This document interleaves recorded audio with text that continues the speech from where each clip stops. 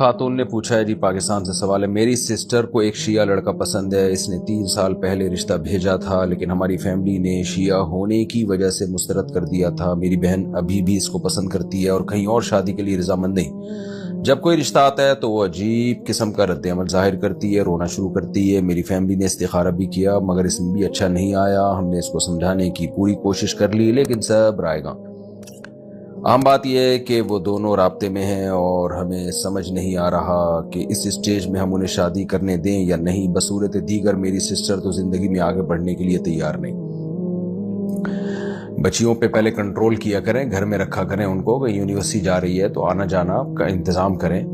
بالکل جب بچیوں کو آزاد چھوڑ دیتے ہیں تو پھر وہ اپنی مرضی کرتی ہیں تو پھر مسائل کھڑے ہوتے ہیں اس پہ، خاندان والے اس کو ایکسیپٹ نہیں کر رہے ہوتے۔ بعض دفعہ وہ درست فیصلہ کر رہی ہوتی ہیں، بعض دفعہ غلط فیصلہ کر رہی ہوتی ہیں، تو اس لیے لڑکی جو ہے وہ گھر کی 4 دیواری میں ہی اچھی ہوتی ہے۔ اور کہیں ضرورت سے باہر نکلنا ہے تو ایک نگرانی رکھنی چاہیے۔ ہم یہ نہیں کہہ رہے کہ لڑکیاں خراب ہوتی ہیں جو باہر جا رہی ہیں، لیکن نگرانی نہیں ہوتی تو خرابی کا چانس بڑھ جاتا ہے۔ باقی یہ جو چاہ رہی ہیں یہاں نکاح کرنا جہاں یہ چاہ رہی ہیں، تو دیکھیں شیعہ حضرات کے بہت ساری قسمیں ہیں، بہت سارے عقائد ہیں، بہت سارے ان کے مسلک ہیں، ان کے نظریات ہیں۔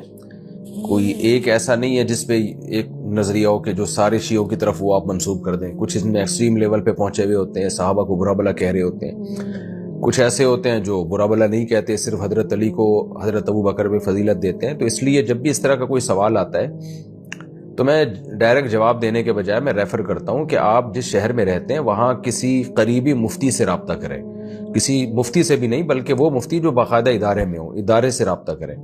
جیسے آپ اگر کراچی سے ہیں تو بنوری ٹاؤن چلی جائیں آپ، یا آپ جامعہ فاروقیہ چلی جائیں، یا دارالعلوم کرنگی چلی جائیں، یا جامعہ رشید چلی جائیں۔ وہاں جا کے اس شیعہ کے پورے حالات بتائیں کہ بھئی اس کے یہ عقائد ہیں، اس کے بعد وہاں سے فتویٰ لیں آپ۔